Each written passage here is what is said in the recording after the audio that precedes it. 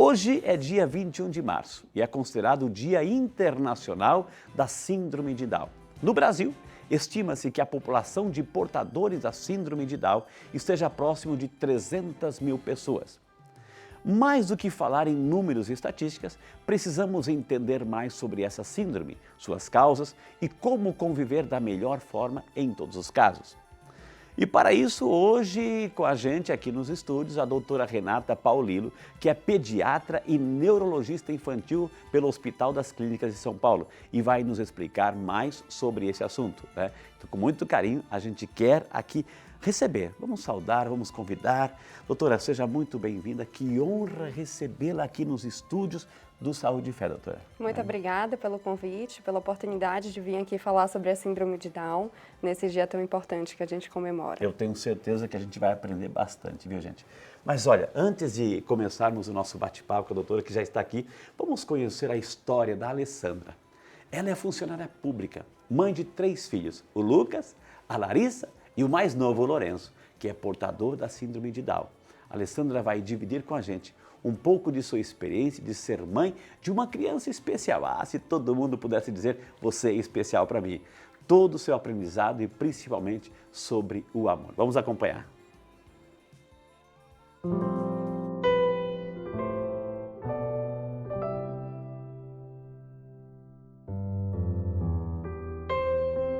Eu tinha de 44 para 45 anos, né? E não foi uma gravidez planejada, né? Mas foi otimamente aceita, né? E graças a Deus eu tive uma gravidez assim, normal, não tive nenhuma intercorrência, porque a minha preocupação era ter algum tipo de, né, pela idade já, algum tipo de complicação, alguma coisa, mas não tive nenhuma complicação, foi tudo joinha, graças a Deus. Mas assim, a gente, né, que é mãe, assim, parece que a gente tem uma intuição. Eu tinha alguma coisa comigo.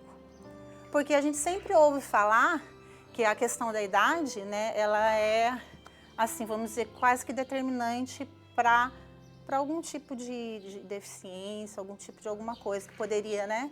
E aquilo ali ficou me martelando, né? Mas até ali, né, eu não tinha a menor noção, né? Via o rostinho dele, né? Via a carinha dele, né? Ele veio pro meu peito, daí eles já levaram depois para aspirar, para fazer tudo que tem que fazer. Mas até aí eu não tinha noção ainda.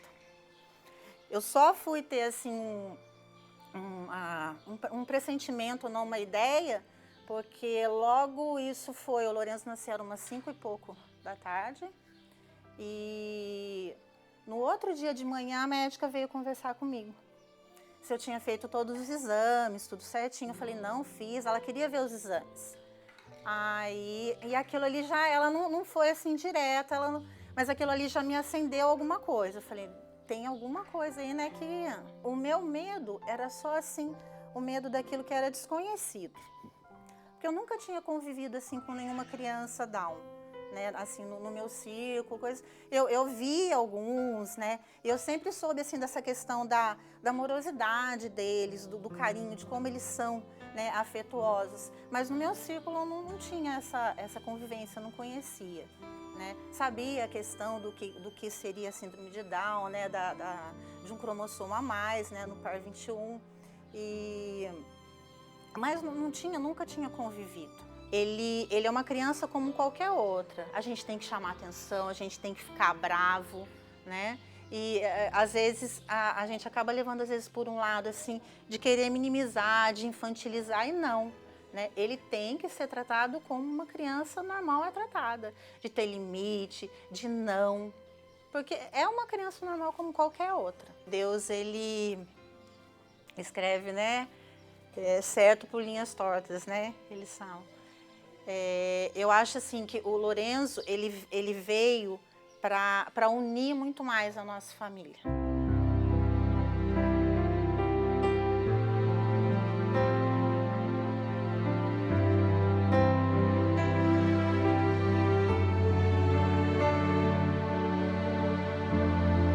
A gente leva um susto, mas por desconhecer, mas não por, vamos dizer assim, praguejar, né?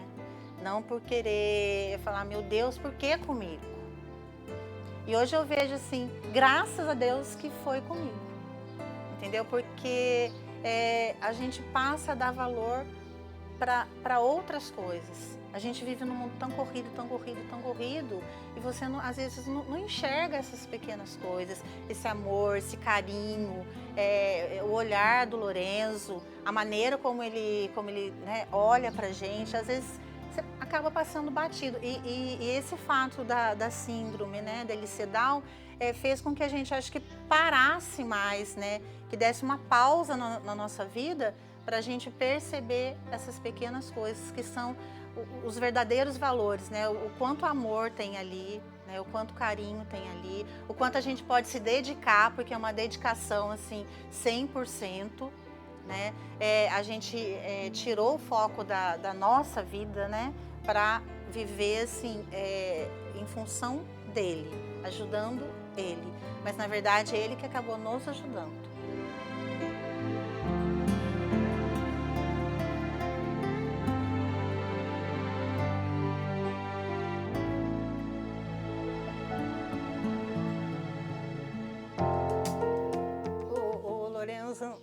É a minha razão hoje.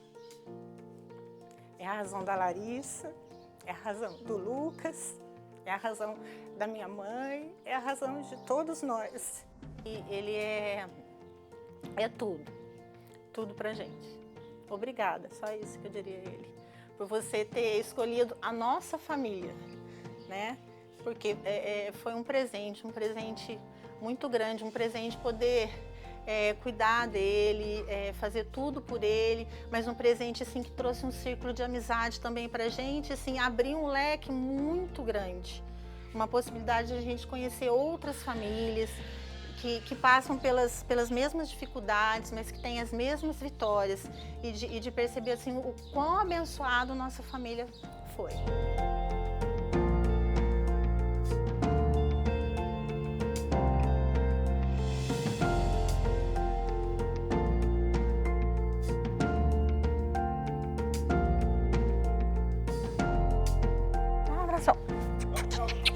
Dá tchau pro tio.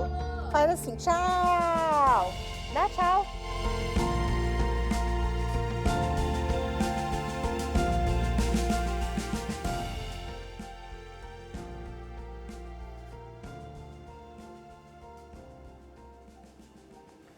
Olha que maravilha, né? Oxalá todos nós pudéssemos dizer, você é especial para mim. A gente encontra como sacerdote, Frei, o meu filho é especial. Graças a Deus é especial. Que a gente possa dizer um para o outro, você é especial para mim. Mas vamos falar um pouquinho sobre essa realidade. Conosco aqui a doutora Renata Paulillo, ela que é médica neuropediatra. Se tem alguém nesse planeta que entenda o assunto, está aqui hoje. Doutora Renata, bem-vinda mais uma vez. O que é, então? A gente viu o caso lindo da nossa amiga Alessandra Lorenzo. Um beijo, dona Alessandra. Parabéns por esse amor, por esse afeto. E um beijão para o pequeno Lorenzo aí, que é uma delícia de gente. Olha que maravilha. O que é, então, doutora? Então, a síndrome de Down, eu acho que a primeira coisa mais importante para a gente falar é que ela não é uma doença. Ela é uma condição. Que bonito sobre isso.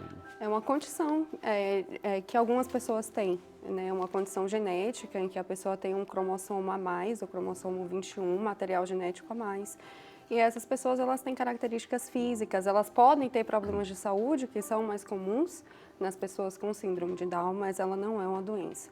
E eu acho que isso é muito importante a gente conscientizar, a gente ter essa visão da mãe da Alessandra, né, que trouxe aqui o Lorenzo pra gente. Com amor, com carinho. Né, com muito carinho. Então, a síndrome de Down, você tem uma alteração no nosso cromossomo. Nosso cromossomo a parte do DNA, onde tem todas as informações.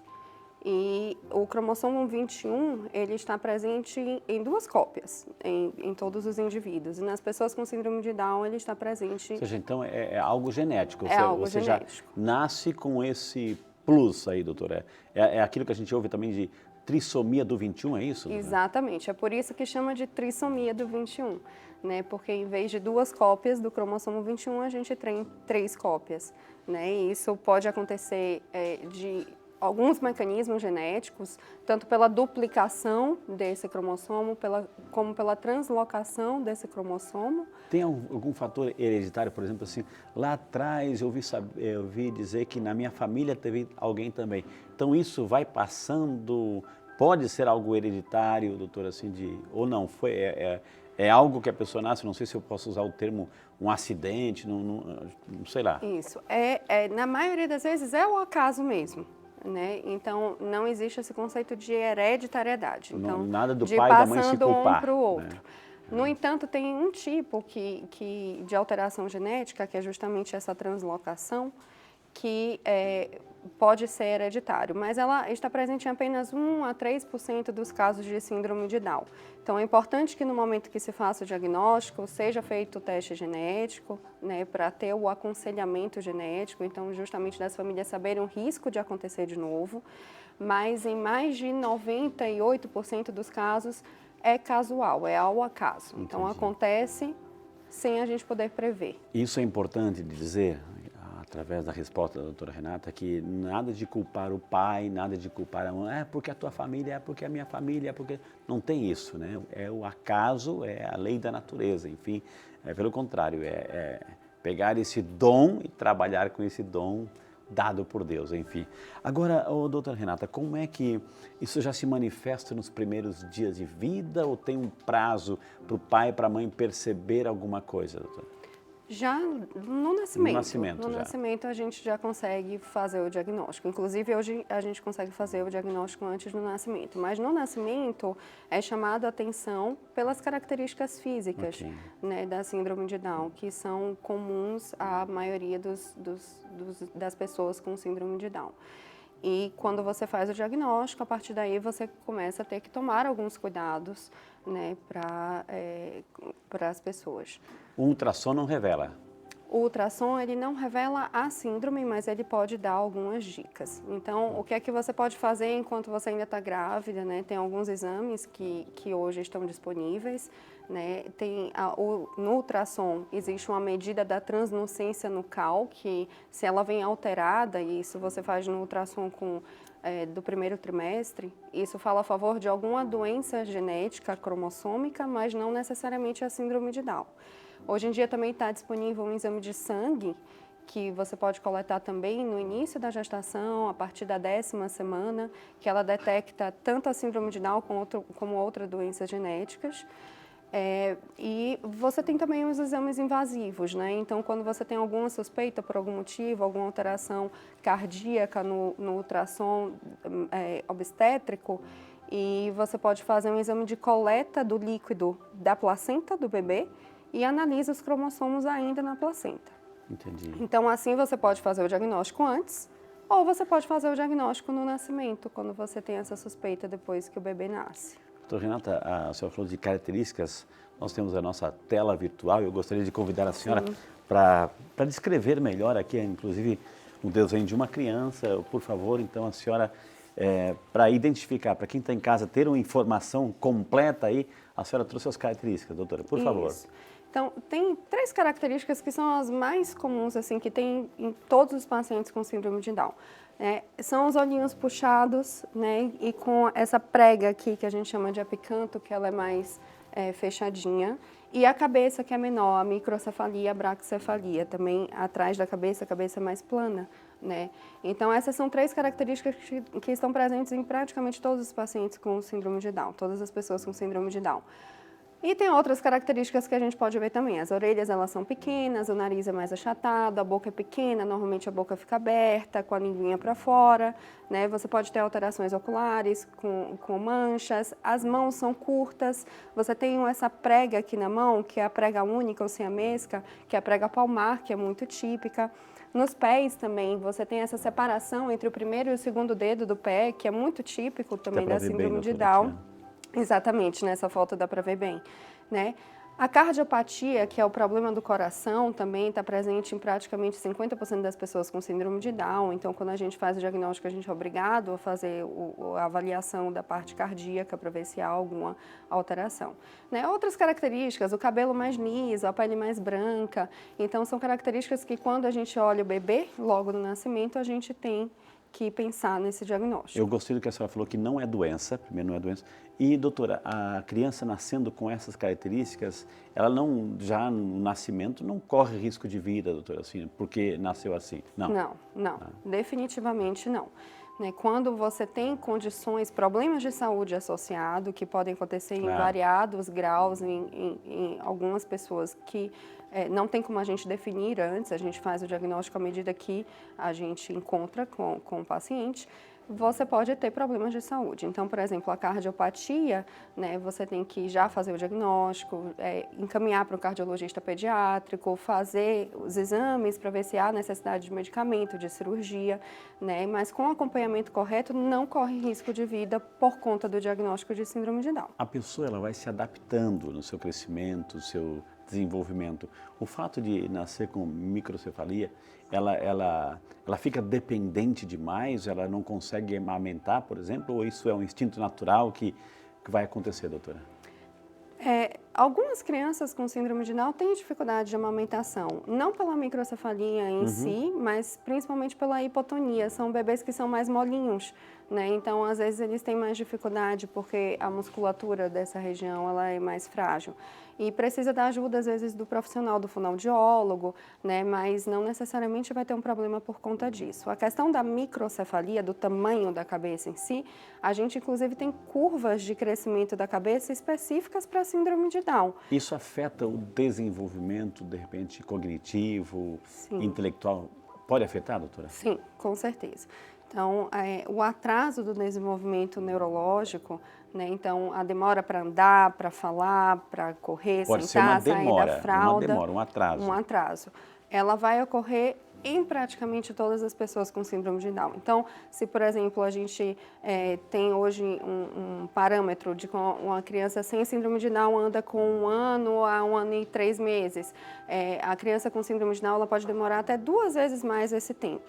E isso tudo vai depender do que a gente dá de estímulo para ela. Por isso que é muito importante a gente falar disso aqui.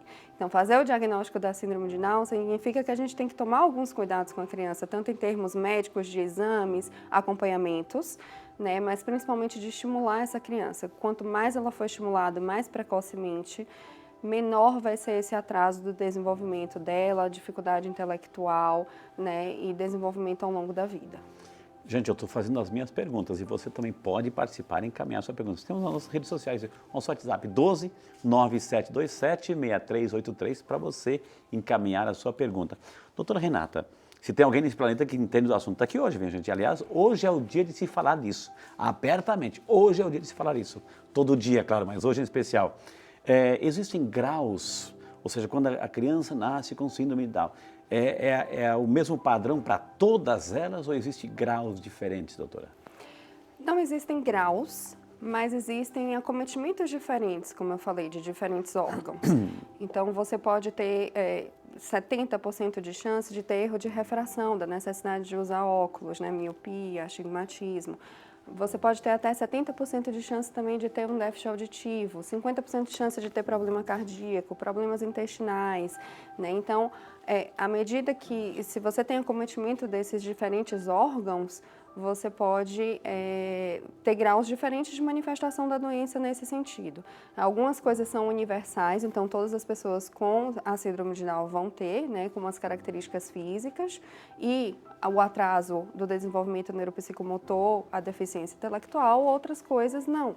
Então, depende da manifestação dessas doenças associadas. Doutora Renata, por favor, venha até aqui, doutora. Temos muitas informações aqui.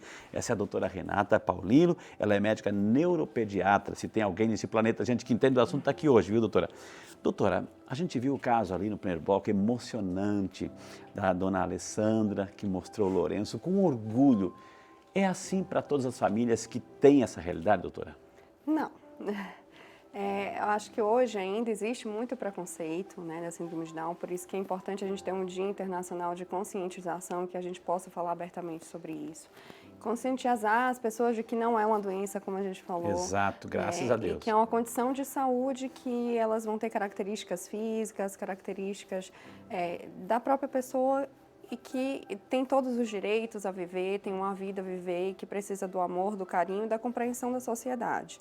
Né? Mas ainda é muito difícil que a gente... Apresentar com orgulho, com amor, né, doutora? O amor cura, né? O amor, só o amor cura, por isso que Deus é amor. Agora, doutora, a senhora falou no primeiro bloco que existe, assim, um certo, não a impossibilidade, mas um certo retraso, assim, retardamento no aprendizado.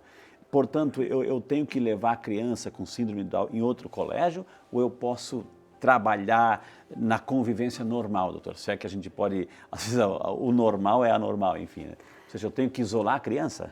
De maneira alguma. Né? Hoje é porque a gente trabalha com um sistema de inclusão na sociedade como um todo, principalmente a inclusão escolar. A gente sabe que não funciona do jeito que a gente gostaria, a gente tem uma defasagem pedagógica de professores, de material, especialmente no sistema público, mas essa criança ela tem que ser inserida, né? A escola tem que estar adaptada para receber a criança com síndrome de Down e com outras doenças também que causam atraso do desenvolvimento, né? A sociedade tem que estar inserida, essas pessoas elas têm direitos, né? Elas têm direito a INSS, elas têm direito à compra de carro de uma forma diferenciada. Opa, olha os direitos aí, gente, olha os direitos aí, vale a pena saber. Então, é muito importante que se saiba, né? Então, as pessoas com deficiência intelectual, ela tem direito ao trabalho, tem direito ao voto, isso é importante que a gente fale, são coisas que a gente conquistou, né, nos últimos anos e que a gente não pode perder. Então, a criança com síndrome de Down ela tem que ser inserida numa escola regular,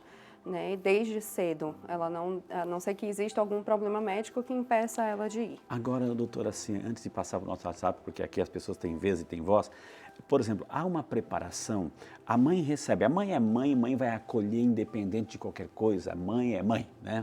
Mas assim, há uma preparação dos pais, aonde buscar ajuda, informação, porque para os pais, de repente, criou 2, 3 filhos, né? Vieram sem essa realidade e agora veio um com síndrome de Down. Há uma preparação para os pais podem buscar ajuda onde?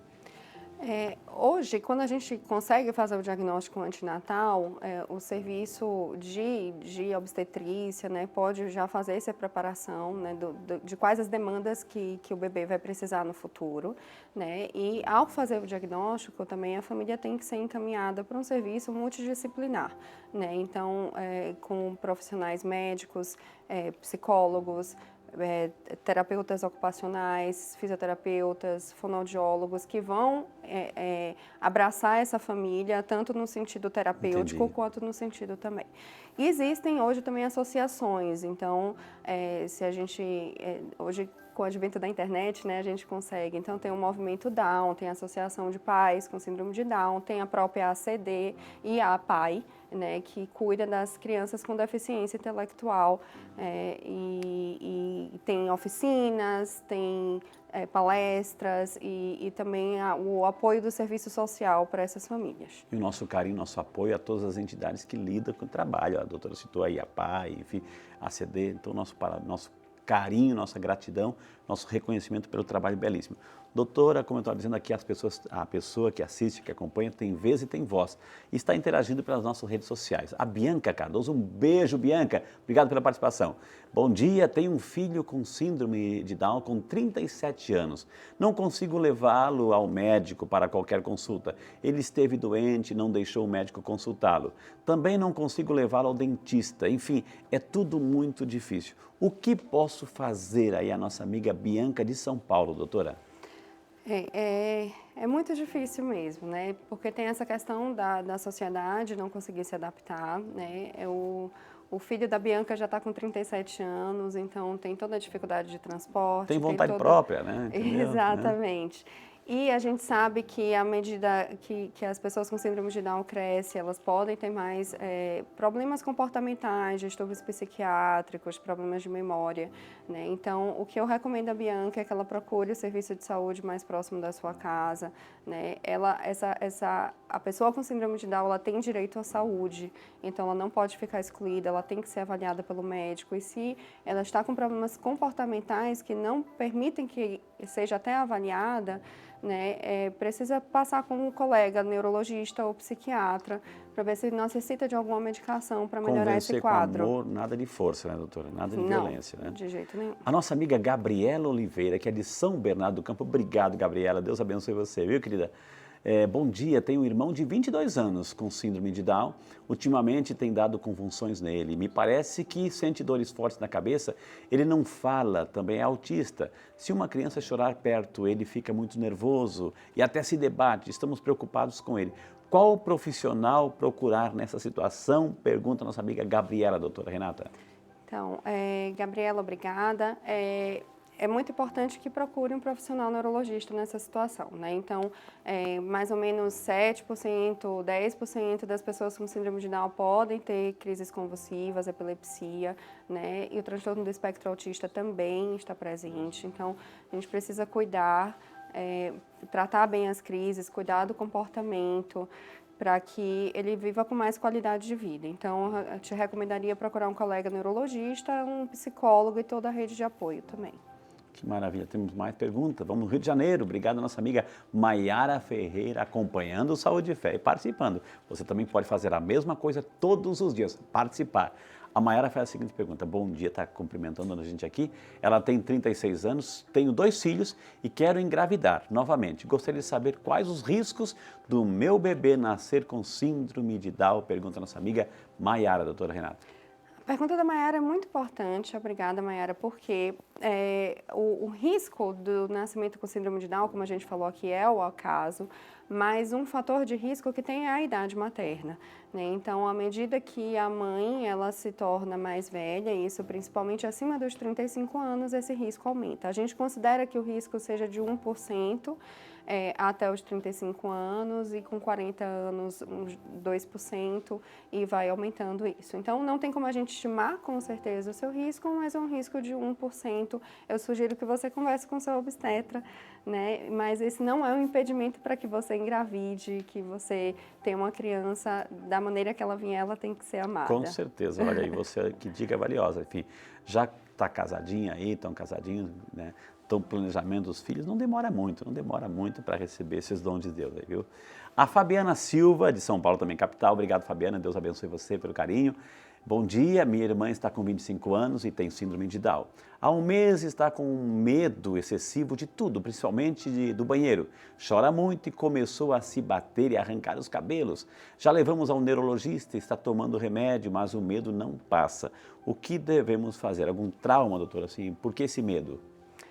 Então, os problemas psiquiátricos, né, que podem realmente agravar na pessoa com síndrome de Down à medida que elas evoluem. Então, eu acho que ela precisa voltar no médico que receitou a medicação, ver se necessita aumentar a dose, trocar o remédio, fazer algum novo exame, investigar outras patologias que possam estar associadas causando medo, como depressão, né? Então, voltar no médico que atendeu e rever se está tudo bem. Aqui, doutora, a gente faz um passeio pelo nosso país aqui no Saúde e Fé.